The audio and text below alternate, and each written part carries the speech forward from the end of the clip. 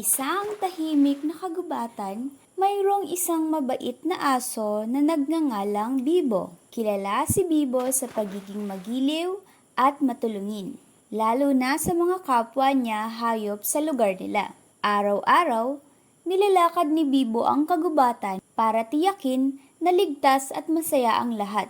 Isang araw, may isang munting ardilya na nagngangalang Sammy.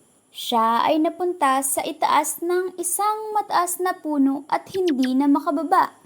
Si Sammy ay sobrang takot at hindi alam kung paano makakababa. Narinig ni Bibo na tila may humihingi ng tulong. Walang pag-aatubiling, nagtungo si Bibo para alamin kung sino ang humihingi ng tulong. Nakita ni Bibo ang munting ardilya sa taas ng puno.